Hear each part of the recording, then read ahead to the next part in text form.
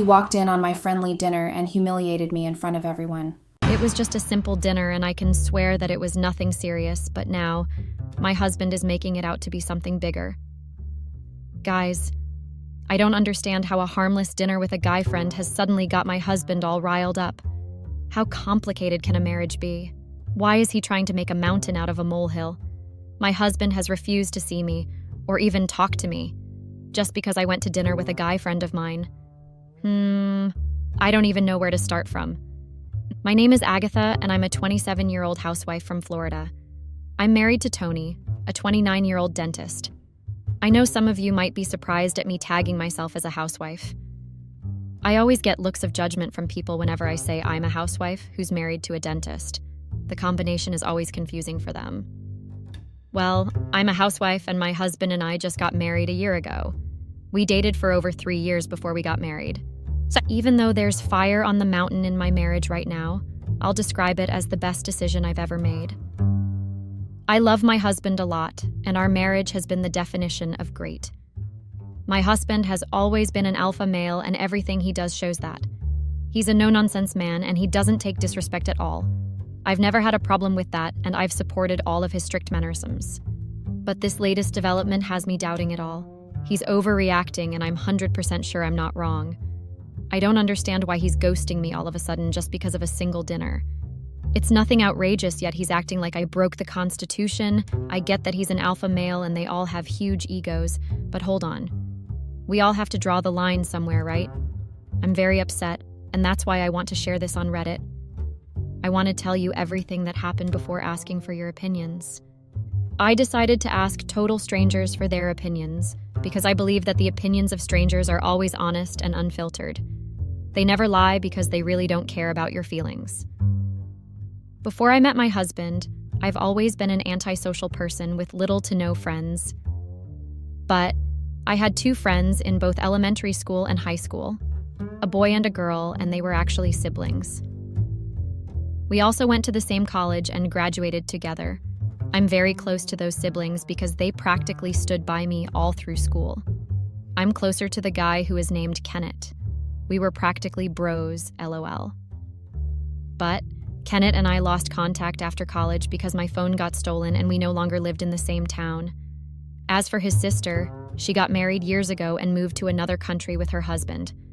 My husband, Tony, is literally upset because Kenneth contacted me recently. If you're wondering how he contacted me, I'll tell you. So my husband and I were having dinner one night before something unexpected happened. It was very unexpected, and I never saw it coming. My phone suddenly rang, and when I picked it up, it was an unknown number, and the caller didn't talk for a very long time. I cut the call since the caller was taking time to pick up. I didn't want to waste time because I was at dinner with my husband, and we have a rule not to use phones during dinner except it was important. I thought it was a call from my sister because I'd been expecting her call, and that was why I picked up. The caller kept calling even after I muted the call several times. My husband finally told me to answer the call, and so I did. I was shocked to discover that it was a call from Felicia, Kenneth's sister. I was very surprised because we had lost contact for years. We even lost contact way before my phone got stolen. The fact that she just called me out of the blue was very abnormal for me, so I asked her if there was any problem. So guys, there was really a problem just like I suspected. She was crying and sobbing over the phone. I was really shocked and I didn't even know what to do. I waited for her to calm down before asking her what the problem was. She told me she had something important to tell me and wanted to see me the next day. I was very shocked to hear that from her. I was shocked because the last time I'd seen Felicia was on her wedding day. She moved to another country with her husband, just like I mentioned earlier. So I didn't get how she planned on meeting me. I asked her how she planned on meeting me, and that was when she dropped the bomb. She told me she was in Florida, and she had been in Florida for over 2 days. Yes, guys, that's the truth. I had a lot of questions to ask her just that night alone, but she promised to answer all my questions when we met the next day. I told my husband everything that had happened, and he told me he'd drive me there the next day. When I got there the next day and introduced Felicia to my husband, she told me she wanted to speak to just me alone. I knew that my husband was offended, but I had no choice then to agree to her request. Tony gave me just 30 minutes to talk to her, LOL. I'm not even joking at all. He was angry that she requested privacy when he was my husband. I won't even lie, I understand where he's coming from when it comes to that aspect. But I had to speak to Felicia privately because she looked tired and unwell. Tony waited for me in the car while I spoke to Felicia. I never expected her to say all the things she said to me. To be honest, I was left speechless for a very long time because I found it hard to understand why her marriage ended. Yes, Felicia told me her marriage ended because she cheated on her husband. Apparently, she slept with her husband's coworker, and he found out. He sent her out of the house and made her homeless in a foreign country. Felicia told me that she had no choice but to return back to Florida.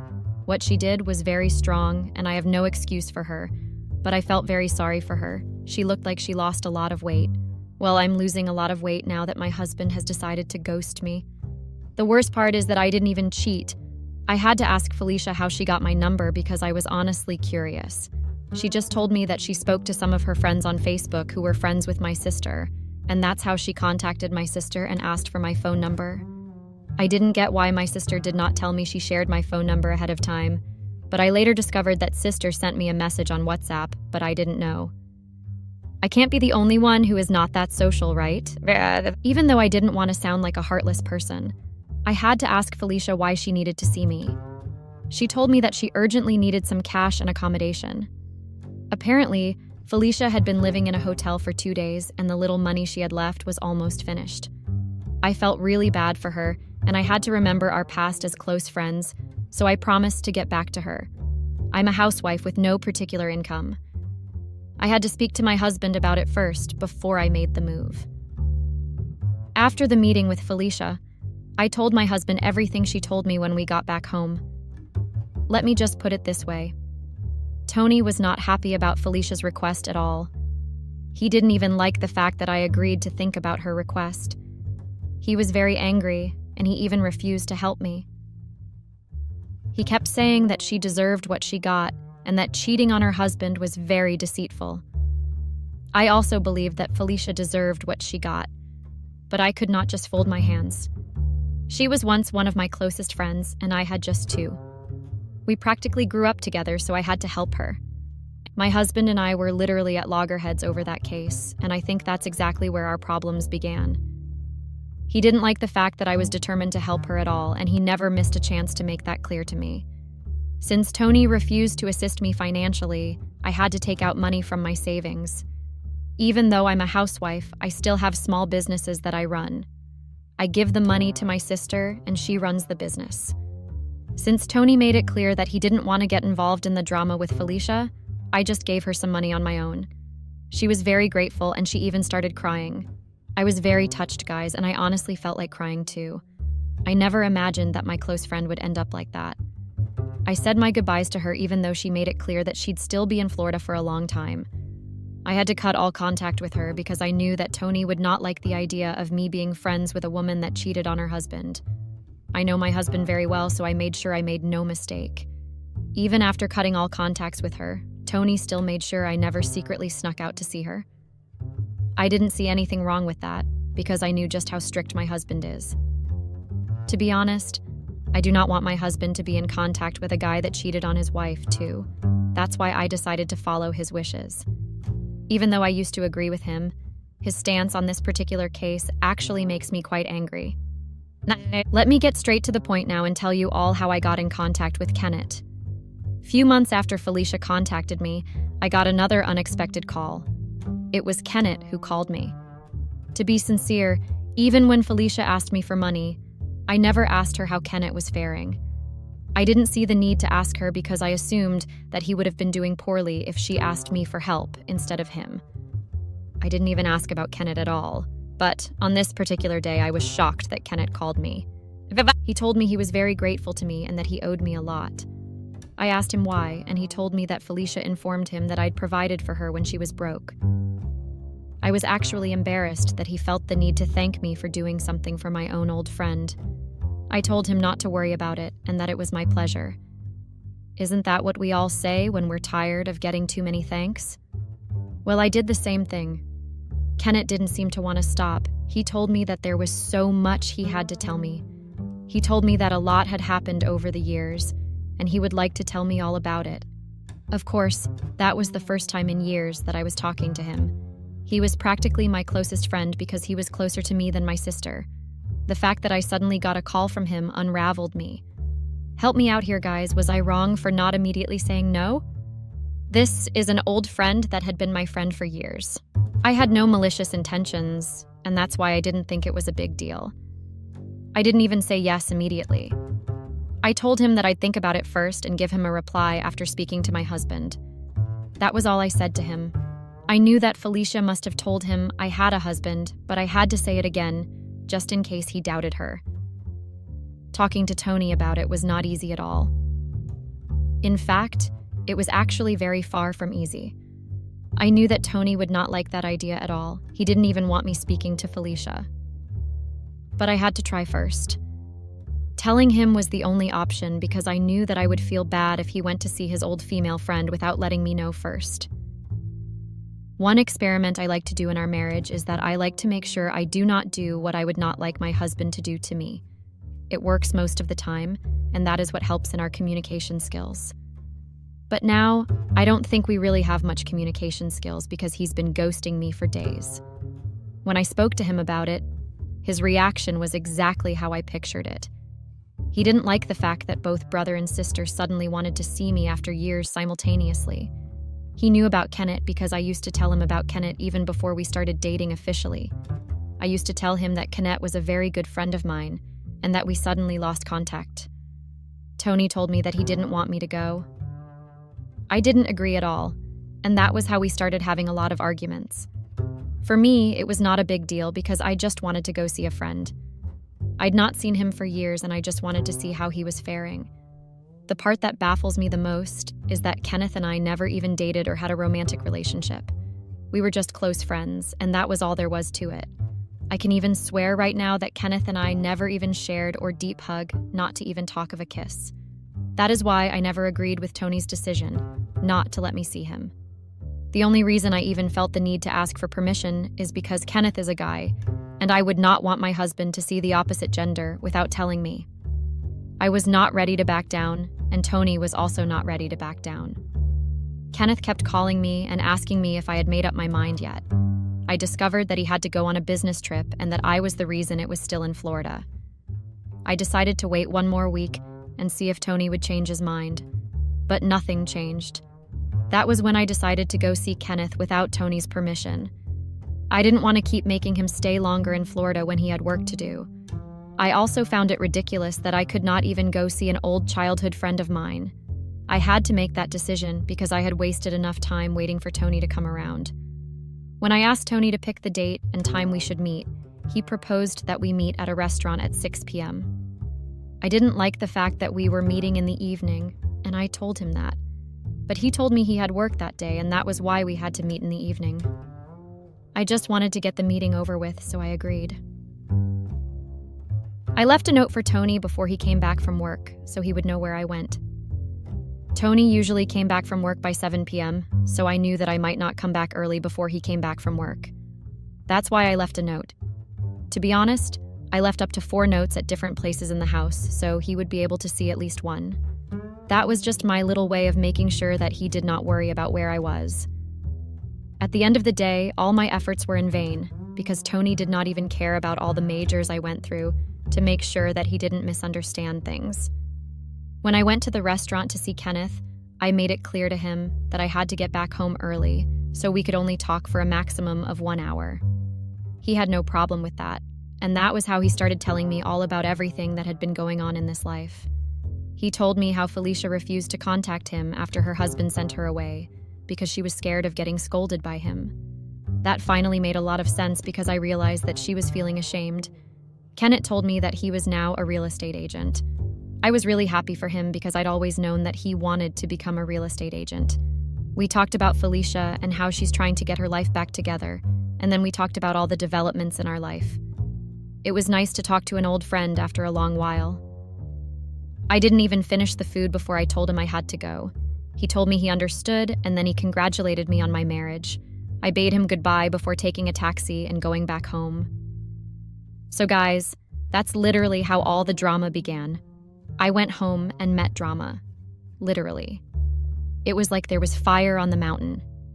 Even before I stepped foot into the house, I could feel the tension from where I stood at the door.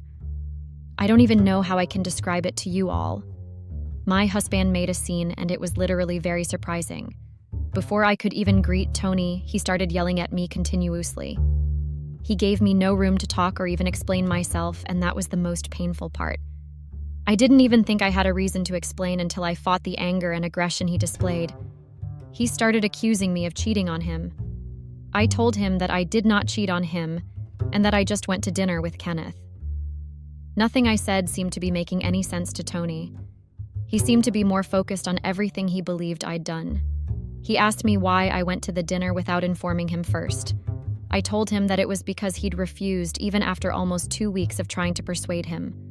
Tony told me that I could have still called him and told him where I was headed to. I asked him if he saw the notes I left behind, and he told me that none of those counted. According to him, I'd disrespected him by going to see a guy friend without informing him first. Tony did not even believe that I did not do anything with Kenneth. He was very determined to believe that something fishy had happened. I'm even honestly exhausted after everything that's been going on for the past few days. I can't even begin to state how traumatized I've been. I was trying to explain and tell Tony that nothing out of the ordinary happened. But the more I tried to explain, the more Tony kept talking over me. I am not even making things up or trying to lie. I'm basically saying the truth just as it is. I don't think there's any reason to lie or omit information when I am here trying to get advice on what to do. I'm just saying everything as it is, without any filters. The argument lasted for hours, and it was clear to me that Tony was not ready to see things from my own perspective. He told me that it was disrespectful that I choose to go see an old friend rather than listen to him. He made it seem like I'd chosen Kenneth over him. I used to hear that men had huge egos, but I've only recently experienced it. It seems like Tony's ego is bruised. I think what makes it worse is even the fact that it was dinner. Tony kept asking why we could not meet at a cafe or even in front of a coffee shop. He said he could not accept the fact that his wife left the house at 6 p.m. in the evening to go see a guy friend and have dinner before coming back home. He told me that there was nothing I could say to justify the fact that I had disrespected him. He also made it clear that he did not like the fact that I did not tell him before going that day. Even though I'll still keep saying that I told you my head of time, and he kept rejecting it, so I had no choice, I do understand that he was still angry. But I think it's just outrightly outrageous that he would not speak to me because of that. If he didn't just want to speak to me, it would be understandable. But the fact that it doesn't even want to see me or interact with me is just the highest level of wickedness. We are married. Misunderstandings happen and couples fight. They settle and they move past it. Nothing even happened. Not even a hug was shared. So why is Tony finding it hard to move past this? That night, I actually believed that he would forget all about it the next day after I apologized to him again. I went to sleep in the living room that day because it was obvious that he did not want to see me. I woke up early the next morning and prepared breakfast. I tried talking to him or even starting a little conversation, but all my efforts were in vain. I was very worried because I did not expect Tony to take up that matter like that. The fact that he even knows that it was just an ordinary dinner and nothing happened yet, he still chooses to remain cold and distant is what angers me the most. I want my husband back, and I'm honestly tired of having to beg for him to even look at him. I don't want our marriage to suffer because of something like that. That's why I'm trying my best to put my own ego aside and try to make this work. But I guess I'm married to the most strict alpha male. He never wants to change anything, he says, and I can see that he is determined to stay angry. It's a lot of pressure on me right now, and I don't even know how to feel. I'm living in the same house with my husband, but we are not even interacting like neighbors. I don't know how to even explain the level of hurt I feel. I'm even starting to feel guilty, even though I know that I did nothing wrong. I kept telling him for almost 2 weeks yet. His answer was always no. I could not pass by a lifetime opportunity to see my childhood friend. For what might have been the last time, I'm not saying that I want to see my ex-boyfriend. I'm saying that I want to see my old childhood friend. There's a difference between those two things, and the meaning is completely different. I decided to speak to my sister because she is literally the closest person to me. She's the one person that understands me even before I open my mouth to sleep. When I spoke to her, she suggested that she spoke to him on my behalf. She came over to the house one evening for dinner, and that was the first dinner in days when Tony agreed to stay at the dining table with me. My sister asked him why he was not talking to me, and Tony was very reluctant to speak. He said that he did not want to talk about it, but my sister was persistent. That's when Tony finally said that he did not like the idea of me meeting up with two siblings simultaneously. He also said that he did not like the fact that Felicia had cheated on her husband, and I decided to help her, even after he refused. Apparently, he did not like the idea of me meeting up with the brother of a girl who had cheated on her husband with his co-worker. According to him, Felicia and her brother were a bad influence, and the fact that the both of them suddenly wanted to start up a friendship did not sit well with him. I tried to make him understand that I was nothing like Felicia, and that I would never even think of cheating on him. He said he found it hard to believe that when I went ahead to go see Kenneth without telling him. We were literally back to square one, and the back and forth began again. He told my sister that he needed time to think and that he does not want to talk to me right away. After the dinner, my sister advised me to just give him time and not try to rush him. I agreed before seeing her off. To be honest, guys, even though I agreed, I don't want to follow that advice at all. I have read about many of such situations online, and this is usually how couples end up separating. A small issue can turn into a full-blown fight if it is not taken care of at the right time. One thing about marriages is that there is nothing like a break or time to think. Once the couple starts spending time away from each other and leaving problems unsolved, larger issues begin to arise and the couple is faced with bigger problems. I don't want that to be the situation in my marriage, and that is why I am here on Reddit today. I want to find a way to make peace with my husband without pushing him too much. I have realized that he has a big ego and does not like the idea of his wife choosing to go to have dinner with another man rather than listening to him. Even though I still think he's being too cruel, I don't want to disregard his feelings just because it does not resonate with what I believe. He has a right to think whatever he wants to think, and I have the responsibility of clearing up what I started. My sister is also trying to make me understand that I shouldn't have left that evening without giving him a call first. After writing this out and reading it over and over again, I also believe that I could have done things differently. I don't have the same opinions I had when I first started this, but I still have my opinions. Please help me, Reddit. I need your help because my marriage is literally falling before my eyes. I cannot just stand by and watch everything drown because of a stupid misunderstanding. It's almost like I am now in Felicia's position, just that I haven't been kicked out yet.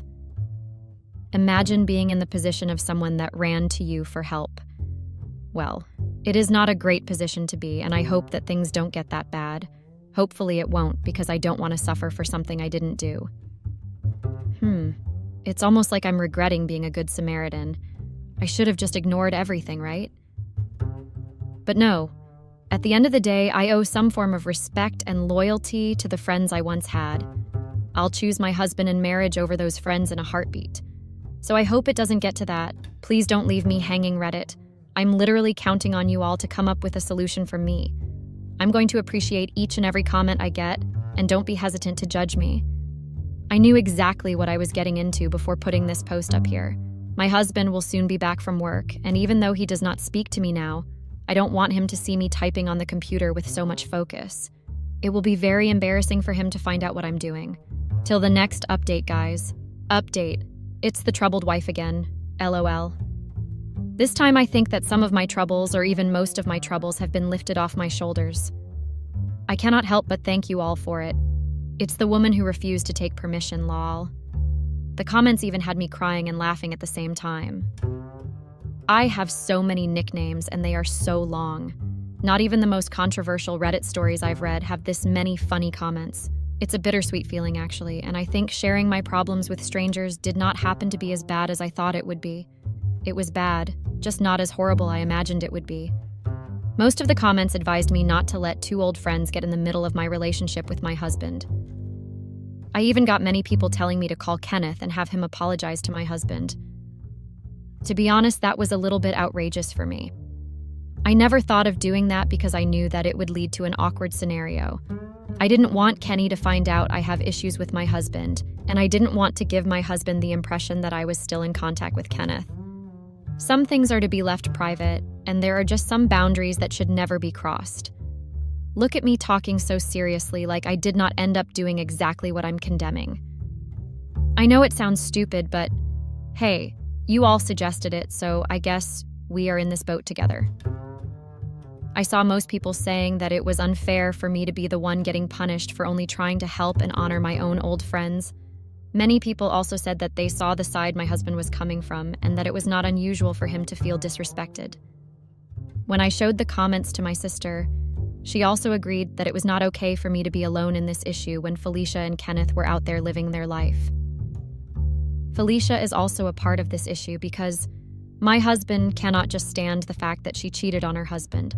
Since it was the only option I had to call Kenneth and set up a meeting with him and my husband. Please get me wrong. The reason I set up the meeting was not so Kenneth would beg my husband on my behalf. I only set up the meeting so Kenneth would apologize to my husband for setting up a meeting at 6 p.m. I realized that if I was in my husband's shoes, I would also want an apology from him and the woman that set up the time. The comments really made me calm down and say things from a different light. I called Kenneth and asked them to come to Florida immediately. He told me his schedule was tied and he had work. But when I told him what it was about, he did not refuse, because he agreed that he owed me a favor for what I'd done for Felicia. Even though it was not something I would have ever thought of doing on a normal day because it was just too awkward and outrageous, I had to do it because I was out of options. If you're wondering how the meeting went, it was not as messy as I thought it would be. Don't get me wrong, it was definitely awkward and unusual. It was even more uncomfortable than I thought to see my husband and Kenneth in the same room. I'm just trying to say that things could have gone south really fast, but it didn't. Kenneth did not hesitate to ask for my husband's apology and explain to him that he had to work the whole day, and that was why I decided to set up the meeting that late. He also said that he had to catch up on a flight early the next morning and knew that there would be no opportunity for us to meet again, so he had no choice. My husband accepted his apology, and that was it. He didn't even bother to touch his food or try to make conversation with Kenneth. When I tried speaking to my husband later that evening, we had a long conversation, and he made me understand that the only reason he got angry was because I had gone in the evening, and I didn't even think of calling him on the phone. He said that made him feel disrespected, but he had to let it go because of how dedicated I had been to settling our issues. He also respected the majors I'd gone through just to make sure that I respected this opinion. He said he did not like the fact that I set up a meeting with Kenneth and that it was awkward, but he liked the fact that I had gone through such extreme measures. According to Tony, he wanted to teach me a lesson and make me understand that in a marriage, it was right to respect your partner's opinion. I told him that I had learnt my lesson and would not be doing that again. I got to understand that if I was in my husband's shoes, and he wanted to see an old female friend that I did not really resonate with, it would also make me upset to find out he still went to see the same person at 6 p.m. in the evening, even after I refused. I learnt my lesson from how cold and distant my husband had been towards me. I'm definitely going to start respecting certain boundaries, because no friendship is worth my marriage with my husband. At the end of the day, friends grow apart and then move on with their own lives. Felicia, for example, had gotten married years ago and moved to another country with her husband. She even got married before me, and we lost all contact. If she didn't cheat on her husband and was left stranded, she would have never even tried to contact me. That is not worth running my marriage for. I do not regret helping her, but I do regret how I went to dinner with Kenneth without getting my husband's full permission. Everything is over now, and I am wiser and stronger. I'm just very grateful that my marriage did not suffer a huge loss because of something so trivial. Big thanks to all the readers out there. You all don't know how much help you were to me. Peace and bye. Sometimes you would wonder why most men become violent, untrusting, and cold-hearted. Sometimes it's better to put yourself in someone else's shoes before judging them. Women make us do things that we have never even thought that we would do to them. It's easy judging a male without hearing their side of the story, but with women, they don't have to explain themselves. If they say someone did something to them, you just believe them without asking anything, right? The thing got worse when the tables had turned. You fall in love with someone and end up marrying them, not knowing that the person you had thought you knew, you actually knew nothing about them. You just knew the basic information. And if you find out things about your wife that you didn't know about, not small things, but things that would ruin your relationship and ruin her life if they were to come out. Well, I felt betrayed and lied to, so I ruined her life. I know it was ruthless of me, but how would you have dealt with a wife you had thought you knew, only to find out that she had been lying to you for years, and when you ask her about her past, she becomes defensive and violent? I would never allow a woman to make me a fool, but she did.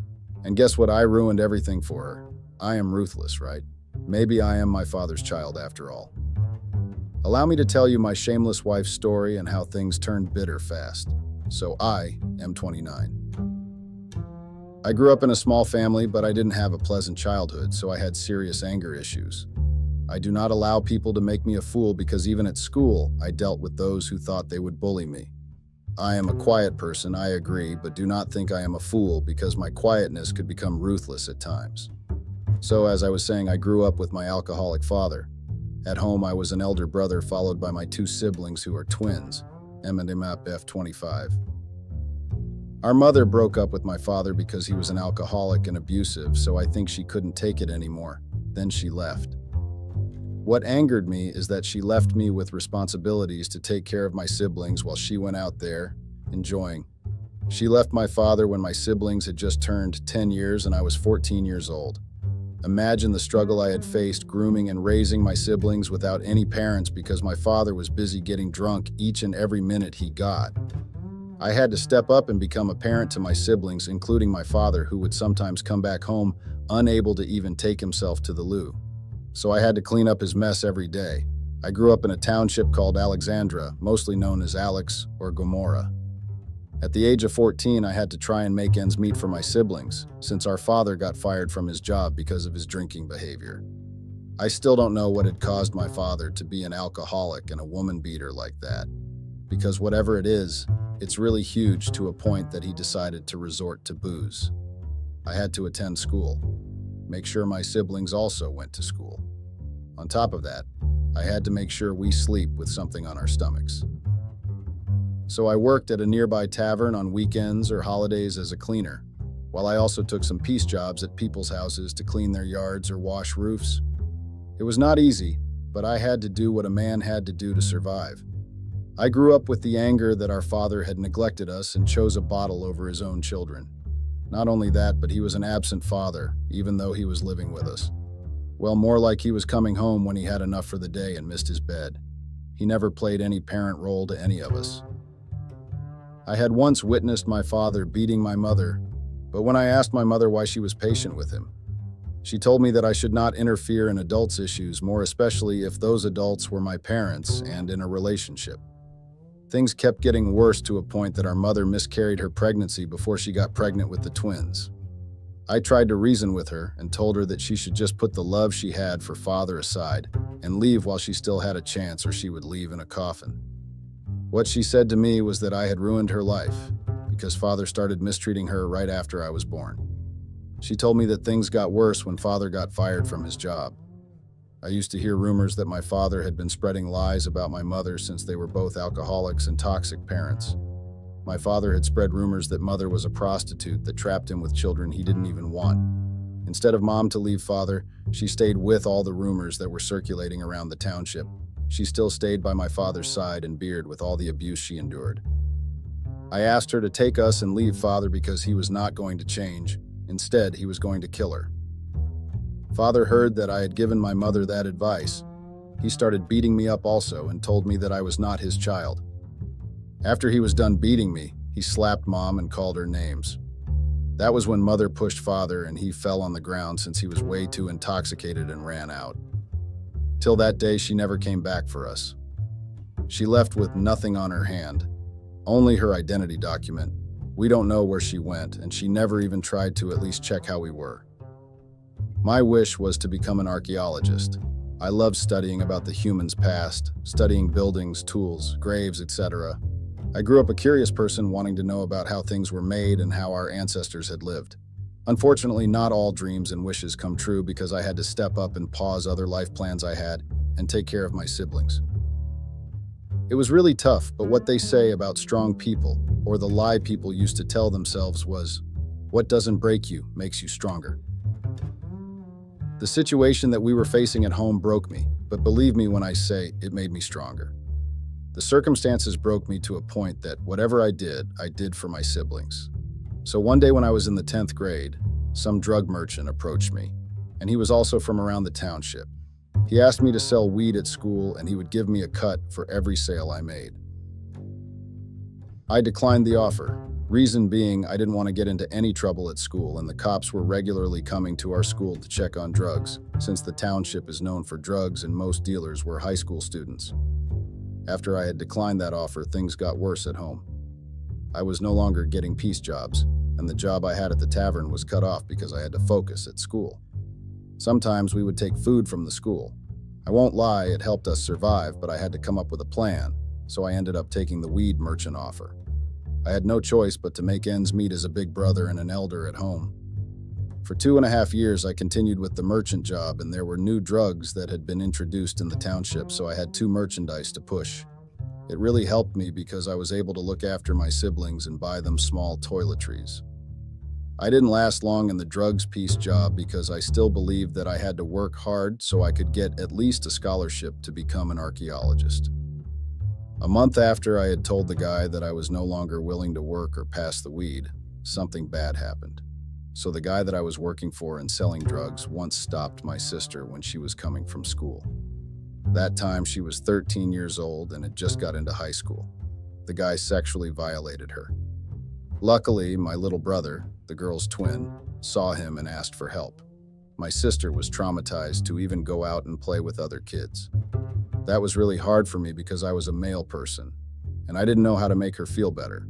I wished we had responsible parents. I was also going through my own things at the same time. I had to make sure my siblings were okay. And what happened to Princess, little twin sister, never happens again. I was losing my mind. I was angry at the fact that my parents had left me with the huge responsibility. I felt alone and sometimes wished death upon myself. But first I had to find the buster that had hurt my baby sister and teach him a lesson he would never forget. I saw the guy a week later chilling with some of my schoolmates. My anger level got very high to a point that I beat him with no mercy, all the anger I had in my heart, and I took it all out on him. The more I was beating him, the more I felt like I was fighting my demons. I was stopped by my schoolmates since the guy got unconscious. Luckily, he didn't die but was injured badly and was going to use a wheelchair to go wherever he wanted to go. Time flew very fast. A couple of months passed and I was in matric or the 12th grade. I don't know how I managed to get that far, only God knows. Unfortunately, I didn't get a scholarship and it was going to take time for me to finish studying archaeology and raising funds for it. I had siblings to think of, so finishing high school meant I had to look for a proper job so I would be able to take care of my siblings and find a proper place to stay with them, even if it was a 2-roomed house. As planned, God came through for me when I had least expected. I found a part-time job as a cleaner at some small supermarkets in Alex, our township. With the small money I got, I managed to get my siblings' needs. As small as it was, but I appreciated everything I had got. I worked at the supermarket for a couple of months until I got an opportunity to work at a retail store as a cashier, since I had graduated from the 12th grade. Since then, life has changed for the better. But the only thing I cared about was my siblings' well-being, nothing else. 3 years passed, and my siblings finished high school. I was the proudest brother. Our father was found dead at our home. They believed that he had passed away in his sleep. My siblings took the passing of our father to heart. As much as he was not a perfect and present father, but they loved him. They believed that he was going to change and be a father to them or us. While me, on the other hand, I didn't feel anything. His passing or living didn't mean anything to me, and it didn't affect me in any way. In those 3 years, a lot had happened. Good things happened. I got another job opportunity as a manager at a food restaurant, name withheld. I was a supervisor for a couple of months up until I got a permanent position as a restaurant manager. As much as my dreams of becoming an archaeologist didn't come true, I was grateful for everything that was happening in my life. Princess and Paul passed well in their 12th grade. They got student funds from NSFAS. I was really happy for them. I wanted them to chase and achieve their dreams and goals. Months passed when I was at work. There was this lady who ordered some lunch. She was not impressed with the service she got, so she asked for a manager. As I went to her table, she started complaining about one of the waitresses' attitude and that her order was not made the way she wanted. She was furious and threatened to sue the restaurant. So I had to convince her that we would sort out her issue and prepare another order for her, which was on the house. The more she talked, I was no longer focusing or hearing what she was saying because I was staring at her. She was a dark caramel woman with natural hair and no makeup. She was a goddess and a true African woman. I got attracted to her. I mean, I never had a serious girlfriend. I only got what we call booty calls. Seeing her for the first time blew my mind and softened my cold heart. Days turned to weeks. I was still thinking about this lady and her beauty. I even decided to work outside the office so that I can see her when she comes back, while my other thoughts were telling me that she was not going to come back since she was not impressed with our service. I mean, first impressions last, right? After a month, she came back. She had ordered a takeaway, so I took it upon myself to be the one to serve her. I wanted to see her beauty again. When I took her order to her table, she greeted me with her beautiful smile. She had dimples and looked so innocent. She asked for my name, and I told her then. She thanked me for what I did the last time, which I didn't remember. In the apartment building that I had stayed in, I didn't know anyone and I didn't care. All I did was wake up, go to work, and come back. I was not a person who liked going out. I believed that all people are fake, so I didn't want to mix myself with anyone in the building. So one day, when I was on my way to work, I saw this girl again. Well, more like she saw me. I didn't know she was staying at the same apartment building, so she offered me a lift to work. She had a very nice car. I thought she was those spoiled brats who were from rich families. We started talking and she asked which block I was staying in, and I told her along with my house number. It had been long since I had got laid, so her coming to my apartment would be a pure torture and temptation. Obviously, I was taken by her beauty, but a man has needs, so I was going to invite her for a Netflix and chill in my room. She told me that she would see me later. She even called me neighbor, but I didn't understand that phrase because she was staying on another block floor, so how was I her neighbor? One weekend, I heard a knock. I had thought it was my siblings because they used to come over during weekends or when they were not busy with school. To my surprise, it was the dark caramel goddess. She had come with a dish of home-cooked meals. I didn't cook every day because I was always busy going to work very early, then coming back late, so I didn't have time to cook. And on that weekend, she came at the right time because I was too lazy to cook. I welcomed her in and thought that I didn't know her name. I didn't even ask it when she gave me a lift. So that weekend, she told me that her name was Samantha, 28, and she was an advocate in one of the firms not far from where I was working.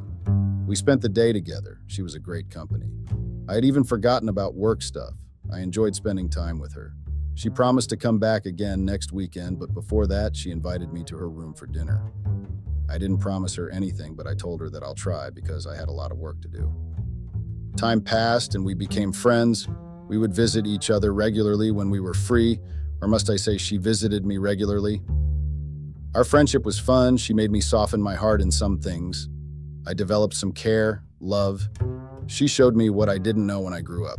Love, care, being taken care of. I was not used to all that, which made me somehow not comfortable, because I was used to being the one taking care of my siblings and my father's mess whenever he came back intoxicated.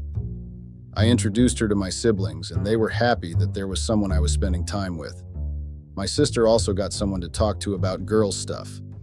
I was happy that my sister had got someone who she can trust and talk to about anything, because as much as she would me, her problems, but she was not really comfortable, especially after what once happened to her. Christmas approached, and it would be our second year, having a proper Christmas celebration with my siblings, and that we would be celebrating with an extra person, which was something we didn't know and not used to since it had been only the three of us. So Samantha had decorated my apartment. I didn't understand why she was doing all that. I didn't believe in those Christmas decorations and trees. I think it was a waste of money. Samantha and my sister helped each other with the preparations and cooking. It was a really beautiful day, and my siblings were happy. My heart was at ease. Later that day, I was chilling with Samantha in her apartment, so I decided to get to know her better. I asked her about her background and why she didn't go home because most people had gone home during the festive season. So I didn't understand why she was still around. She told me that she didn't have any family. Her family had disowned her. I didn't ask any more questions. So we decided to talk about random things while watching a series called Riverdale. One thing led to another. One minute we were watching a series while having small talks here and there. The next minute she kissed me. It shocked me because I had thought we were just going to be friends. I had tried to ignore and hide the feeling I got when I was around her because I was scared that she would reject me or leave just like my mother. The following year, I remember, it was the end of March. The restaurant was busy, so we closed very late that time. Samantha and I were seeing each other. I won't say we were in a relationship, but we were having fun and satisfying each other. None of us had said anything to anyone, so I wouldn't say we were in a relationship. She came to the restaurant after she had knocked off from work and waited for me till the restaurant closed. I had saved enough money to buy myself a small car. At least that would take me from one destination to another, so I'll also be able to see my siblings at their student residential area. When we got to our apartment, we spent some time in the car in silence. Imagine. No one said anything to anyone up until she broke the ice and declared that she had developed feelings for me. Well, I didn't know what to say, so I just said, okay. Did I do wrong? She told me that she was tired of acting like she didn't have any feelings and she was willing to wait for me if I was not ready for any relationship. When I got into my apartment, I thought about her declaration. I also had feelings for her. But I didn't know if it was love feelings or lust feelings. It was confusing. I then called my siblings and asked for their advice. I mean, it was only the three of us, so they had become my friends. My sister liked Samantha, so she said the expected. She advised me to allow my heart to love and be loved. When she said that, I thought about how Samantha had been ever since the day she first came to my apartment. She had been nothing but a great help. She would come over with food she cooked, or she would cook at my apartment. She showed me what I never thought I would ever get, which was love. She made me and siblings experience a woman's love and warmth. As much as she was showing us all that, I had my doubts that she would get tired soon and leave. Having a female figure was not what I was used to, so you must understand what I was going through. I didn't want to have my hopes high and increase false hope to my siblings. That's why I didn't know what to say when she declared her love. My heart had no love for anyone else but my siblings.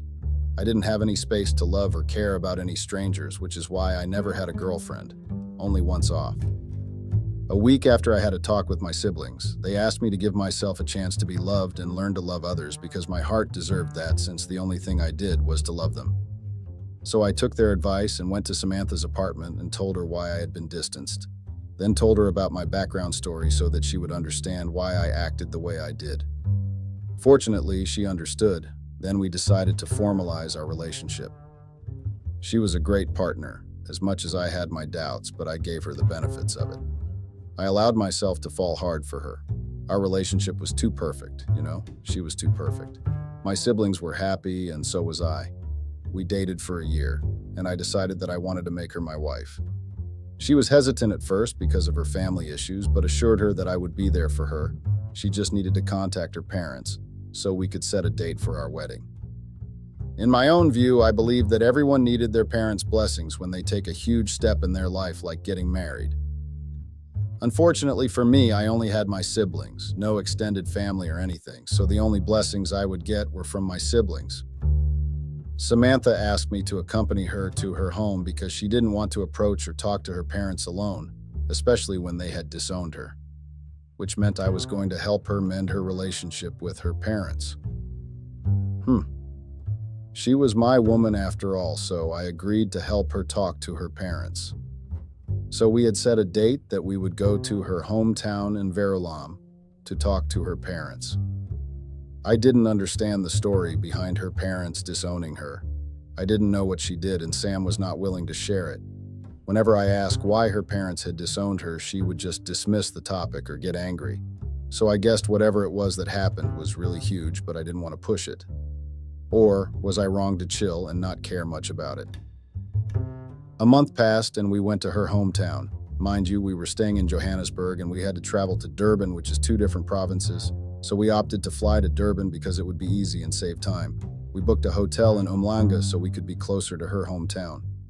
I was fascinated by Durban. It was really a beautiful and attractive city. I was only used to Johannesburg, so it was a great break for me to travel to another province. The following day, we went to her home. She was so nervous to a point that she was even shaking and emotional.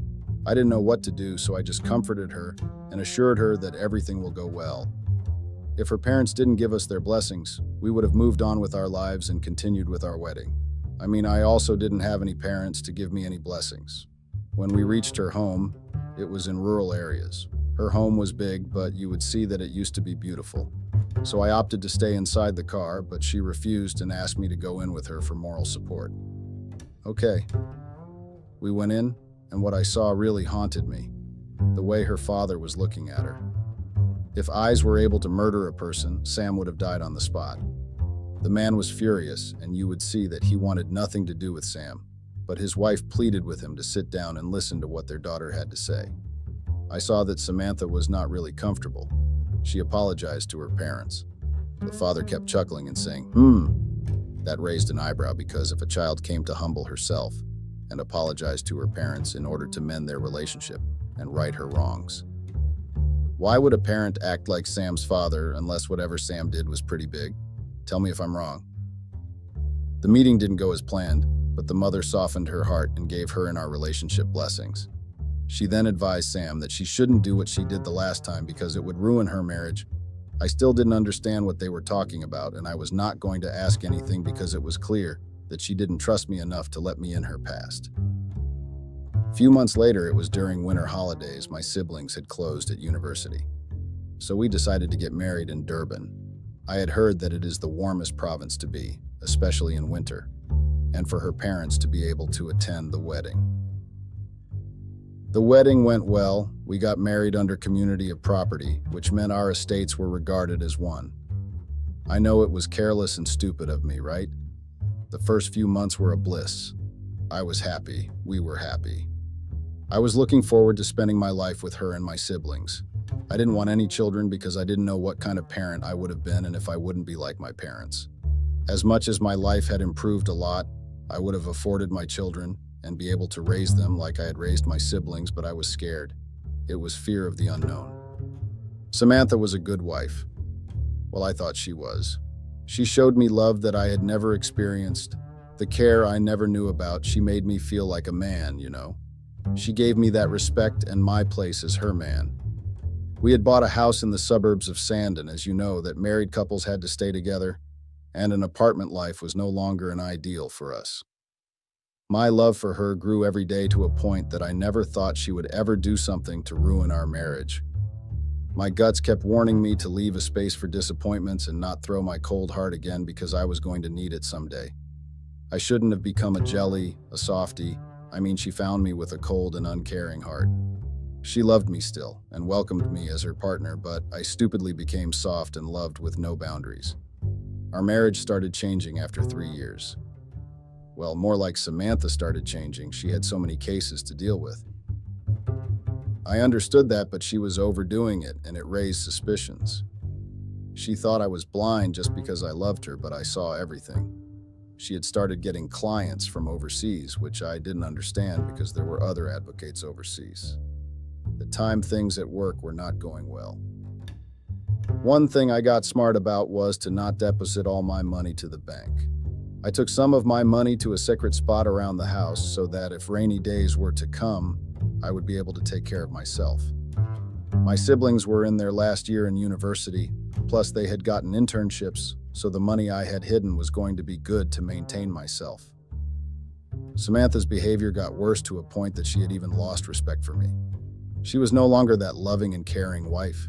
I tried ignoring that, but no. Man, she was spiraling out of control.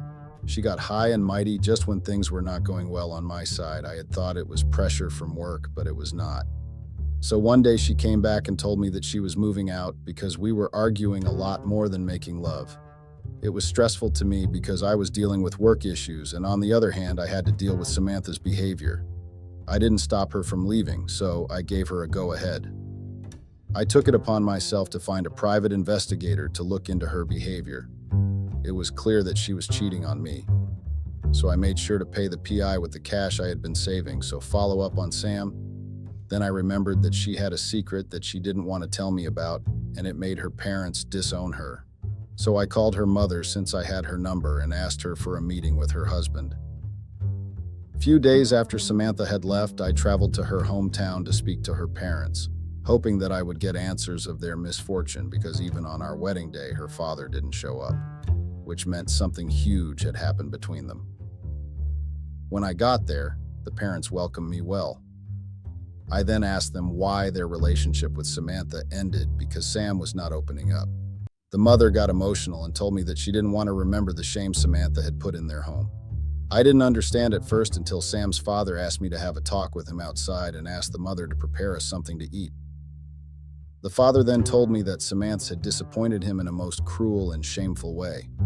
He furthered his explanation by saying that years ago when Samantha was supposed to go to university, at their home couldn't afford her school fees and she couldn't get a scholarship and a student loan, so she resorted to selling her body.